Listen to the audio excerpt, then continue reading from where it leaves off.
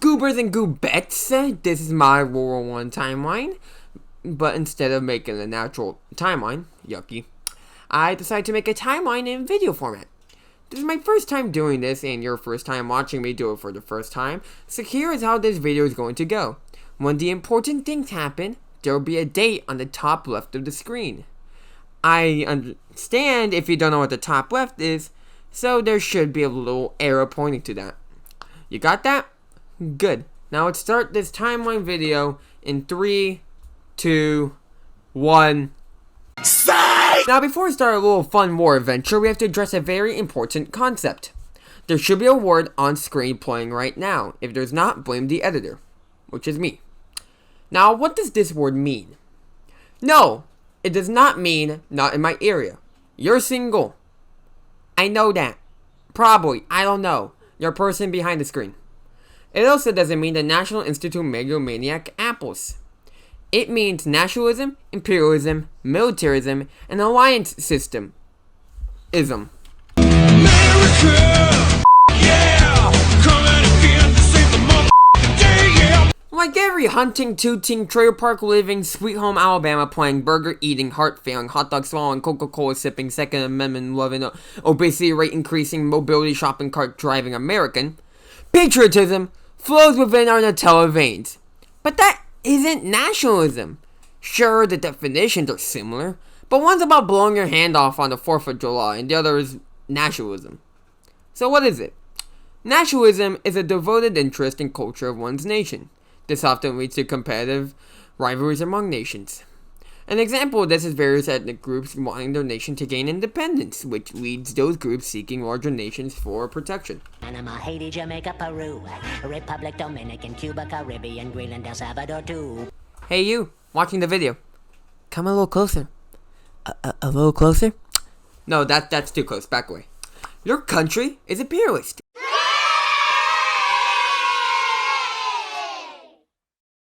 I know, wild, right? I mean, look at Hawaii. We know what we did to Hawaii. Anyhow, we weren't the first nations to be imperialist. Every major one has been doing it before we thought about it. European nations have been expanding their economic and political controls all over the world. Did this lead to conflicts? Yes, a lot of them actually. As it turns out, some nations want their own colonies and they're pretty protective about that. Let me see your war face. Sir, you got a war face? In the modern day USA, we spend almost $1 trillion on the military. I mean, it's 2023. Anything can happen at this point. But how did we get here? Well, thanks to the growth of the previous two isms, nationalism and imperialism, that led to an increased amount of military spending. I mean, what's good about having land if you're unable to protect it? And also, every nation has a big ego and wants to be the best. This idea of being better and stronger, just like some man-child with powers. I'm stronger. I'm smarter. I'm better. I am better. To the policy of militarism, the development of the military as a physical and political power. Hey, Bunny, could you go take out the trash, please? Shut up, Mom. Dad, we're just joking. It's just a prank. It's just a prank.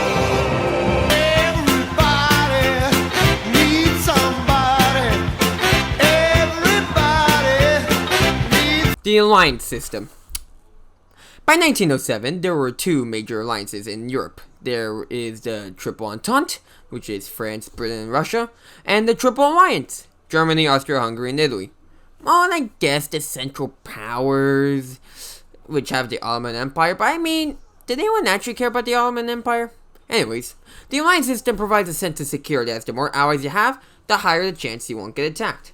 However, if someone does attack an ally nation, then every single ally you have will help you by declaring war on them. Yippee. Now, with that boring filler out the way, we're finally in 1914, the year of the Tampico event and the Ludlow massacre. Wait, actually, what script am I reading? No. Oh, here we are. Sorry guys, I was on the wrong script. Something Franz Ferdinand?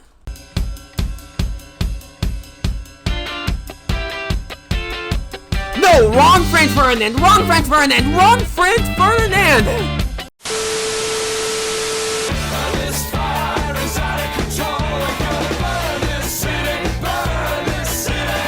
On June 28, 1914, Archduke Franz Ferdinand, the person, not the band, heir to the Austrian throne, was driving around the Bosnian capital, Sarajevo. Probably butchered that, I know. Now, this would have been a normal drive if the driver didn't take a wrong turn and ended up on a side street, right next to their would-be assassin, Gavrilo Princip. You'd think the driver would drive away, but no, the car suddenly decided to go on strike and stop working. Gavrilo Princip, member of the Black Hand, took his shot and shot Franz Ferdinand and his wife. Franz Ferdinand died within minutes as Gavrilo was immediately arrested. He later died in prison on April 28, 1918. This entire assassination event started an entire diplomatic crisis which led to Austria-Hungary declaring war against Serbia on July 28, 1914. War. War never changes. As it turns out, the alliance system pulled in one nation at a time to cause a massive cluster on scales never to be seen. On August 1st, Germany, by treaty obligations, declared war on Russia. On August 3rd, Germany declared war on France. Then, after the invasion of Belgium, which happened on the same day, Britain declared war on Germany and on Austria-Hungary. Everyone was declaring war on everyone, starting the First World War. F is for fire that burns down the whole town. Use for uranium bombs. Most people thought that this war was going to be your normal state-of-the-middle European war. Fighting here, throwing men here, etc. But there was a twist. Like every good story, after the invasion of Belgium, the Allies retreated to the Marne River in France, and both armies tried to outflank each other until they couldn't outflank. So what did they do? They started a siege, but not any siege. They started a literal system of trenches that spanned miles. This type of warfare is known as trench warfare. The trenches were a miserable place to be. There were ratas everywhere. It was damp and depressing. Trench foot. A lot of amazing things were going on. There was 3 types of trenches. There was the front lines, support, and reserve. The only thing dividing these trenches was no man's land. A barren wasteland with craters, barbed wire, and lots of dead people. You could pretend to be in the Napoleon War, you know. Go guys, go, we're gonna run at them head on. But you know what you're gonna do? You're gonna get shot by machine guns. This is 1914. Get with the program.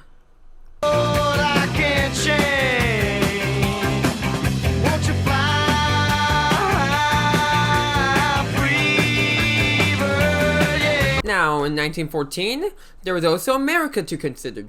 Most Americans saw no reason to join the war, since it wasn't their problem to deal with. Plus, Europe goes into wars like all the time. This is no different. However, some Americans were indifferent to the war. This includes the socialists criticizing the war as a capitalist, imperialist struggle to control markets and colonies in China, Africa, and the Middle East. Pacifist William Jennings Bryan believed the war was evil and that the United States should set an example of peace by joining the war. That's pretty peaceful if you ask me. Millions of Americans were neutral, but that doesn't mean they didn't care. Many Americans of German descent sympathized with Germany. Americans of Irish descent saw the war as a chance for Ireland to be independent. The same applies to American sympathy towards Britain because of the similar systems there and common ancestry. America also lent money to the Allies and wanted them to win so their money didn't go to waste. So, I mean, go figures.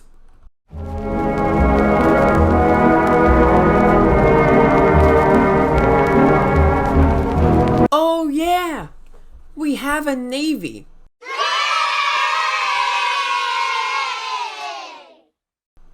Now, the British finally remembered that its greatest strength was their navy, and used naval blockades to prevent weapons and other supplies from reaching Germany. You expect this to be a fine and dandy move, but they also prevented food from reaching Germany. What a cool move, Britain. We all live in a yellow submarine. Now, Germany's response to getting blue blocked was to do a counter blockade. This counter blockade would start on September 5th, 1914. Any British or Allied ships around Britain would be sunk by U-boats. Now, keep in mind, it isn't always possible to warn the passengers and crew of an upcoming U-boat attack. Well, let's take a small break and talk about this cool ship I found online. It's called the Lusitania. And I mean, look at her. Look at that design. Jesus Christ. Did you know that she has a blue ribband for fastest Atlantic crossing in 1908? I mean, nothing bad can happen to the Lusitania.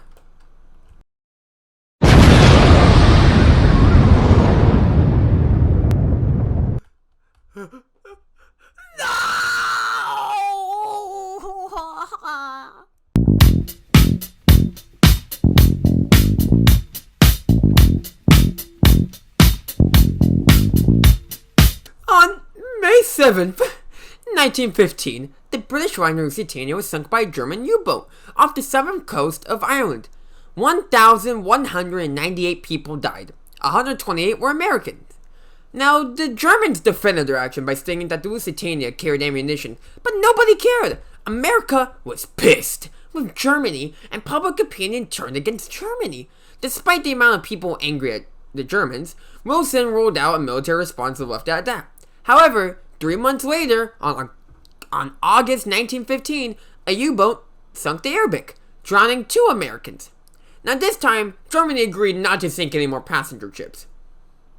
So in March 1916, Germany sank a French passenger steamer, the Suez. Around 80 people, including Americans, were killed or injured. Now, the United States told Germany that they will break off diplomatic relations unless Germany changes their tactics, and they agreed. On one condition. The United States have to pursue and tell Britain to lift its blockade against food and fertilizer, or they would consider renewing unrestricted submarine warfare. Fun.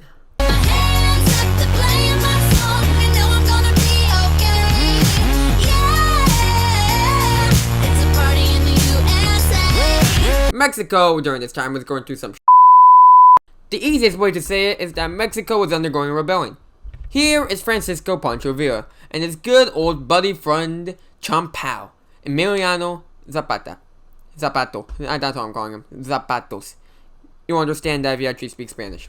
Now, Pancho and Zapata were Mexican revolutionaries. Villa was a nationalist who courted the aid of the United States, and Zapata wanted land reforms. So in March 1916, Villa conducted a raid in Columbus, New Mexico, killing 17 Americans. Understandably, America was angry because of Villa's actions, and Mexico was angry at the US for invading them. This led to an entire fiasco as America conducted an entire manhunt against Villa, dead or alive. You've got a friend in me. You've got a friend in me. Alongside the 1914 war patch that introduced a new meta strategy known as trenches, the devs decided to add some new weapons in the 1916 patch. Some of these weapons were new, for example tanks, and others were refined to the point where war was built around them. The two most innovative weapons were the tanks and the airplane. Tanks were first introduced by the British during the Battle of Samoan on September 15th, 1916. Tanks ran on treads and were built of steel so bullets could bounce off. Tanks were ineffective early on. They were slow, they can easily get stuck in terrain, the people using them suck, etc. Now later on during the war, the British learned how to use their own tanks and use them to clear barbed wire defenses so infantry could advance. Now early planes were so bad that they were used for scouting only. Back then, if you saw a plane, you pull out your pistol and you go pew pew at the enemy. Similar to duels. Now this was improved when machine guns were attached onto planes. Now planes advanced to the point during the war where they can move faster and carry heavy bomb loads. Essentially, they became bomber planes. Happy anniversary, happy anniversary, happy anniversary. The war has been going on for 2.5 years. Both sides are exhausted and demoralized. What sets them apart from the Americans excluding their numbers, is their enthusiasm and freshness. They wanted to hit the Germans hard! There was a force known as the American Expeditionary Force, AEF, led by General John J. Pershing. Now, this force included men from separate parts of the country. The infantrymen, known as doughboys, never went far beyond their farms or small towns, and they expected parents to be sophisticated, to be fun. However, they were shocked by the horrors of the battlefield and their new weapons. They got traumatized, essentially. Commander of the AEF, he soon learned that American troops are going to be used as reinforcement, so he urged that the AEF should operate as an independent fighting force under American command.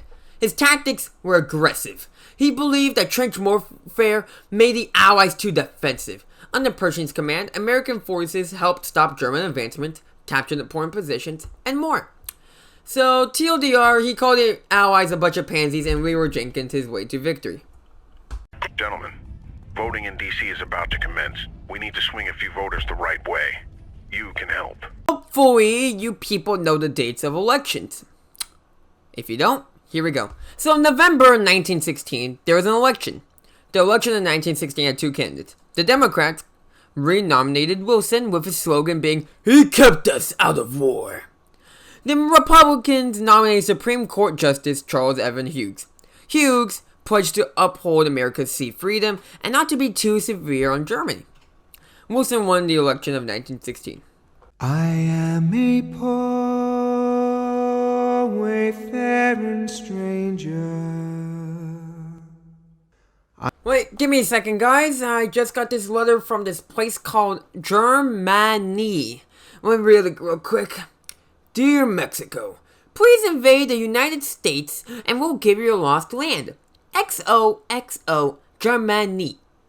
Well, that's good to know. I'm going to contact the Brits. Give me a second. Yeah, no, I'm telling you, I just got this telegram from somewhere in Germany telling Mexico to invade the U.S. So, the Germans could give them their lost land. I mean, it's pretty stupid. I don't know why they sent it to me. Maybe it got lost in the mail or something. Wait, man, they're still using telegrams in 2023. Weird. Alright, tell that to the Americans. They'll probably have a field day with that knowledge. Well, that's weird. They just gave me this random letter. Back to history time. In January 1917, the president tried calling for peace, where neither side would impose harsh terms on the other. Germany ignored Wilson and hoped to defeat Britain by continuing unrestricted submarine warfare. So on January 31st, 1917, the Kaiser announced that all U-boats would sink all ships in British waters on sight, hostile or neutral. This decision meant that the United States would have to go into war, but Wilson held back. Wilson said they would wait for Germany to make their move, then declare war. Wilson didn't wait long, as a telegram from the German foreign minister was intercepted by British agents. This telegram, known as the Zimmerman Note, proposed an alliance between Mexico and Germany and told them to invade the U.S. in exchange for their lost territory. Another bonus came along as Russia government was replaced with a representative in March 1917. I always say, forgive your enemies, but remember their names. On April 2nd, 1917, senators, representatives, ambassadors, members of the Supreme Court, and others went into the Capitol building to hear Wilson's war resolution. Congress passed the resolution days later as the United States prepared for war. America joins the war on April 6, 1917. You're going to Brazil! So, America wasn't really prepared for war at this time. They only had 2,000 men in service, few officers had combat experience, so drastic measures had to be taken. Introducing the Selective Service Act, May 1917, or better known as the Draft. Now, by the end of 1918, 24 million men were registered under the act. Most of the inductees didn't attend high school, and 1/5 of them were foreign-born. Now, women weren't allowed to enlist, but the army reluctantly accepted them in the Army Corps of Nurses, but denied them any rank, pay, and benefits because sexism was radical back then. About 13,000 women accepted non-combat positions in the Navy and Marines, where they served as nurses, secretaries, etc. with full military rank. First of all, congratulations, Mr. Krabs. Hello! I like money! Alongside the army, the United States needed a way to transport men, food, and equipment, while avoiding German submarines. So the government took 4 steps. They exempted many shipyard workers from the draft and gave others deferred classifications. AKA, you're getting drafted, but not now. Second, the US Chamber of Commerce joined in a campaign to show the importance of shipyard work. Like those school PSAs that everyone was forced to attend back in elementary school. Third, shipyards used new fabrication techniques. Instead of building an entire ship in the yard, they got parts built somewhere else and then assembled them at the yard, like Legos. This reduced construction time drastically. Lastly, the government took over commercial and private ships, converting them for war use. Imagine buying a ship, and then the government just looks at you and goes, nice, and then just yoinks your ship. Hi, I'm Derek Bum. Say goodbye to daily stains and dirty surfaces with new kitchen gun. Hate Germans attacking your ships? Well, this solution fixed that. Introducing the convoy system, where heavy guarded destroyers escort ships back and forth. By the fall of 1917, this cut shipping losses by half. Say goodbye to your kneecaps, chucklehead! If this wasn't timeline based, then this would have made more sense, but I can't complain. The Espionage Act, June 15, 1917, was passed, making it illegal to interfere with the draft in any way, shape, or form, among other things, for example, supporting the enemy. For better example of the Espionage Act, handing out pamphlets telling people that the draft sucks can get you arrested. Was it constitutional? Oh, no, that violates everything. Granted, there are some things you can't say now in present day. For example, you can't say, I want to kill the President of the United States of America. Hey, he said it, not me. Don't look at me, look at the video. Learn! Are you learning yet? I don't know. Now, the main body during the time was the War Industry Board. Established on July 28, 1917, the board encouraged companies to use mass production as a means to improve efficiency. It urged them to eliminate waste by standardization. Under the WIB, industrialization production in the United States increased by 20%. However, the WIB applied price controls at wholesale levels, increasing retail price. Hooray. Let's take a small break from all this war and Western Front stuff and go back to the war at home. Here comes the money. Here we go. Money talk. Here comes the money. Wages increased during wartime by 20% for blue-collar workers. That means household income was undercut by rising food and housing costs. Yippee! Stockholders in large corporations saw enormous profit. One manufacturer saw its stock simply value 1,600% between 1914 through 1918. Unions also bloomed as well. When they realized work hours were increased, there was also dangerous conditions and child labor. More than 6,000 strikes broke out during the war. To ensure that people can stop striking, the National War Labor Board implemented a simple tactic that worked. Work or get drafted. Outside of reducing strikes, the board did improve on conditions. It pushed for an 8-hour workday, promoted safety inspections, and enforced the child labor ban. Which is funny because they did what the unions wanted to do in the first place. So good and tasty. Wilson set up the Food Administration system under Herbert Hoover to help produce and conserve food. Instead of rationing food, the system called for people to follow the gospel of the clean plate. 1 day a week is dedicated to rationing certain part of the plate.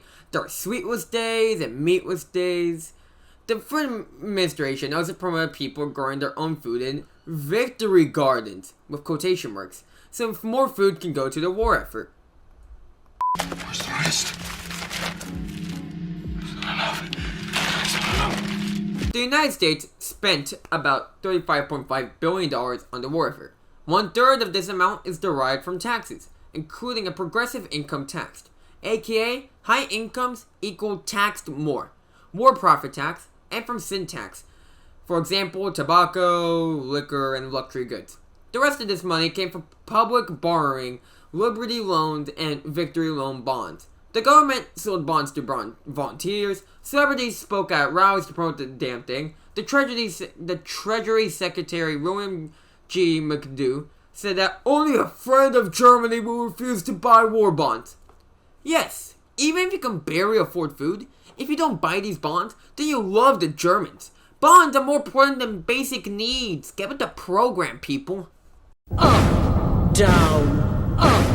down, down. To ensure that the war stays popular and people keep supporting, the government set up the nation's first propaganda agency, the Committee on Public Information, also known as the CPI. Propaganda is designed to influence people's thoughts and actions.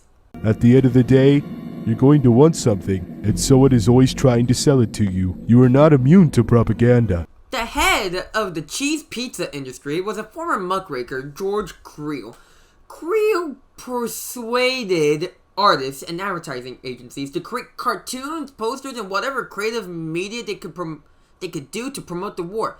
Creel also created pamphlets, booklets, and leaflets about how the war came to America, which included Wilson's war message. His campaign invoked patriotism, but also invoked hatred and violations of civil liberties of certain ethnic groups.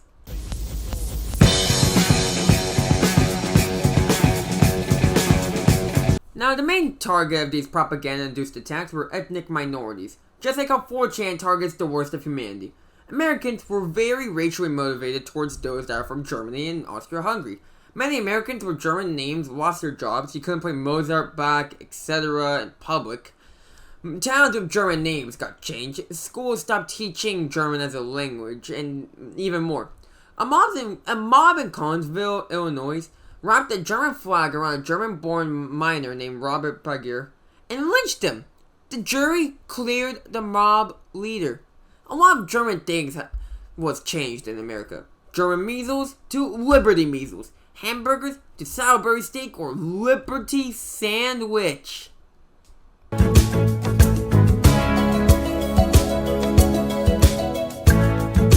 Black public opinion about the war was divided. On one hand, we got people like W.E.B. Du Bois who supported the war effort, as that would strengthen calls for racial justice. On the other hand, there are people like William Monroe Trotter who believe that victims of racism should not support a racist government. Despite grievances over equality, most African Americans backed the war.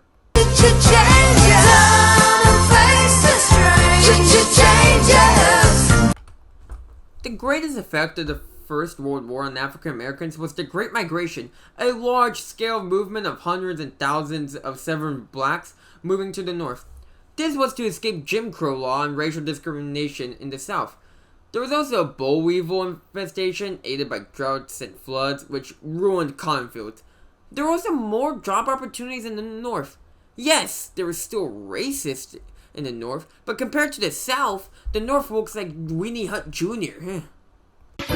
We did it! We did it! We did it! Yay! Always team up! We did it! On January 18th, 1918, Wilson gave his famous 14-point speech before Congress. The points were divided into 3 groups. The first 5 points were issues that Wilson believed to prevent another war. Those points being, there should be no secret treaties among nations, freedom of the sea should be maintained for all, tariffs and other economic barriers among nations should be lowered or removed to foster free trade, arms should be reduced to the lowest point that consists with domestic safety during diplomatic crisis, colonial policies should consider the people as well as the imperialist power. Now the next 8 points dealt with boundary changes, and the 14th point called for the creation of this international organization to address diplomatic crises, which will be called the League of Nations.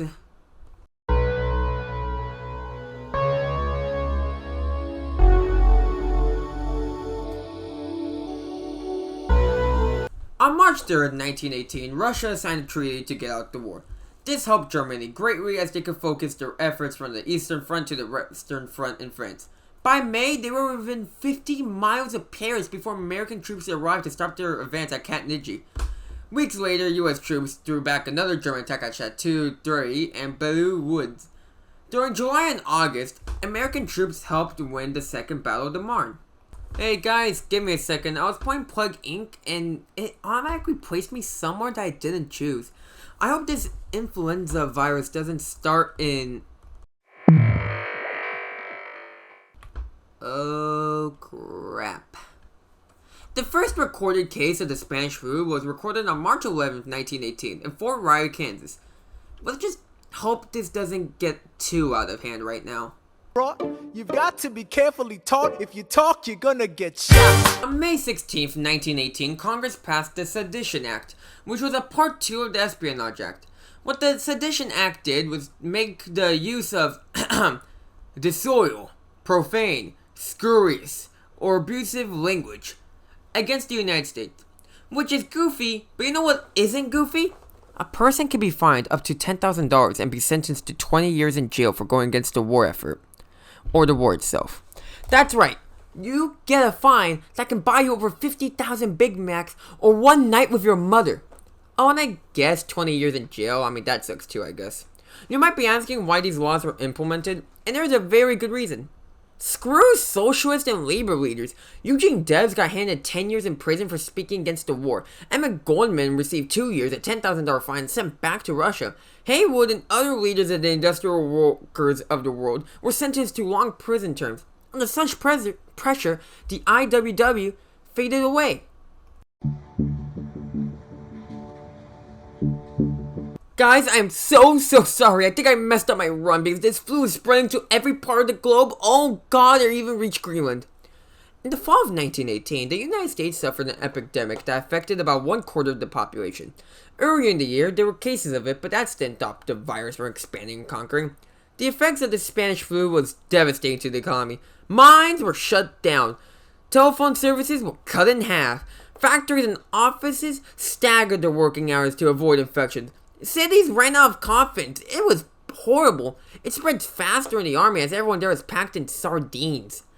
More than 1/4 of the soldiers caught the disease. In the AEF units, 1/3 of the troops died. The Spanish flu killed more people than the war, totaling at 30 million people worldwide.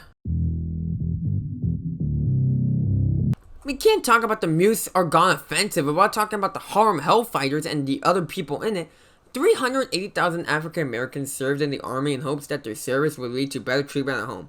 However, they were mostly assigned to labor and stevedore battalions, digging ditches, supplying front lines, etc. Only 1 in 10 African Americans served in a combat role. The 369th Infantry Regiment of the 93rd Division, also known as the Harlem Hellfighters, was an exception. This unit fought in the front lines as an all-black regiment. They were trained under French command, because of racism, and fought during the Meuse-Argonne offensive, which began on September 26, 1918. Within a few days, they captured a key railroad junction before losing men. The entire regiment received the Croix de Guerre, and 171 officers and men received medals. There was also the case of Alvin York. Good. That's one less loose end. Alvin York sought exemption from the draft as a conscientious objector, a person who opposes warfare on moral grounds. However, he eventually decided that it was morally acceptable to fight if the cause was just. On October 8, 1918, York killed 25 Germans with only a rifle and revolver alongside 6 other doughboys. They captured 132 prisoners. For his acts, he was promoted to sergeant and became a celebrity when he returned.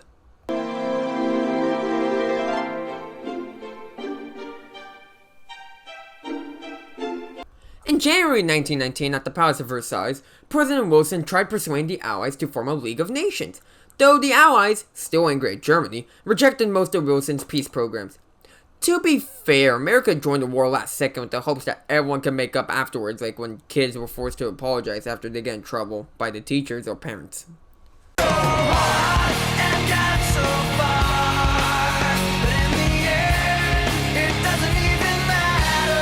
Wilson was naive about the political aspects of securing a peace treaty as it failed to grasp the anger felt by the Allied leaders. George Clemenceau lived through 2 German invasions and was determined to prevent another one. He wanted to put down Germany like Old Yeller. David Lloyd George, the British Prime Minister, won re-election on the slogan, "Make Germany Pain."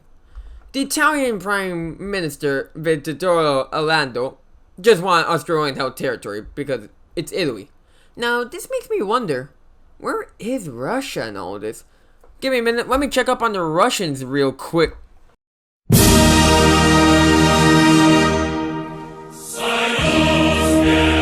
Oh, they became communist. Go figure. The peace conference also excluded the defeated Central Powers or smaller nations. It was the Big Four that worked out the treaty details.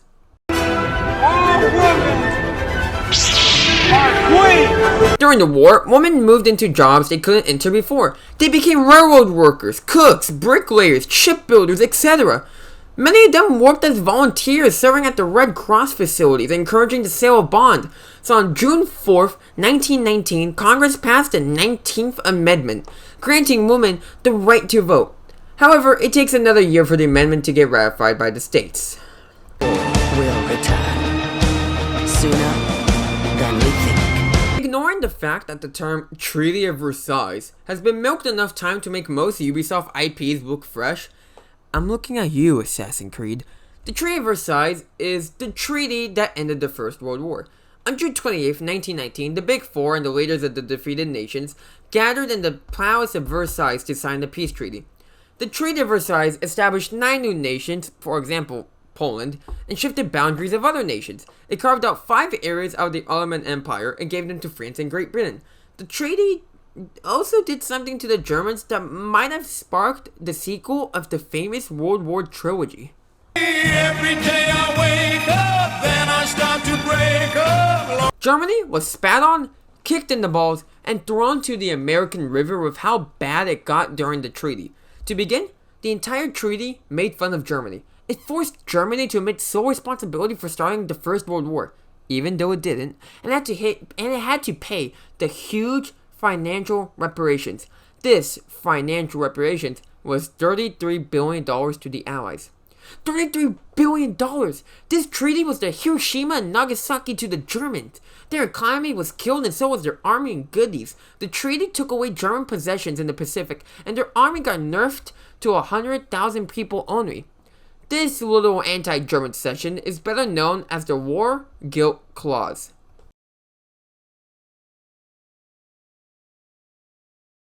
$22 million dead, most of them civilians. 20 million were wounded, and 10 million became refugees. The war cost was around $338 billion. The United States lost around 48,000 men in combat, with 62,000 dying of disease. More than 200,000 Americans were wounded. No. Wait. When Wilson returned to the United States, he faced strong opposition. Some people thought it was too harsh, including Herbert Hoover, which, I mean, it was. Others considered the treaty a sellout to imperialism because it switched out one set of rules for another. Some ethnic groups objected to the treaty because of the natural boundaries. Everyone had their opinions about the treaty. Most of them weren't good opinions, but at least they wouldn't go to war for them. We're going on a trip in our favorite rocket ship. Wilson ignored the Republican majority when he chose the members of the American delegation. Despite his health, he set out in September 1919 on an 8,000-mile tour. He delivered 34 speeches in about 3 weeks explaining why America should join the League of Nations. America is a nation that can be defined in a single word. I was going to On October 2nd, 1919, Wilson had a stroke and was partially paralyzed for more than 2 months. You might be asking why I called it a Joe Biden moment, but the voices in my head, which are called friends in the phone call, thought it was funny. When the treaty came up for a vote in the Senate in November of that year, Senator Lodge introduced a number of amendments, the most important one saying that America would enter the League of Nations. The main fear back then is that if the U.S. joins the League, it would force the U.S. to form foreign policies with the League. Although the Senate rejected the amendments, it also failed to ratify the treaty. Wilson refused to compromise and the treaty came up again in March 1920. The Senate rejected the amendments again and the ratification. The United States finally signed a separate treaty with Germany in 1921 after Wilson wasn't president. Now we're going on to the rapid fire section that I have to mention because it was listed on my papers. Expect this to fly. Head of the Conservative Senators, he opposed the League of Nations as it would violate the U.S. policy of isolationism. He was suspicious of the provisions for joint economic and military action against aggression. He also wanted the right of Congress to declare war, including the treaty. He had half a paragraph dedicated to him in the freaking book. Half a paragraph. Jesus.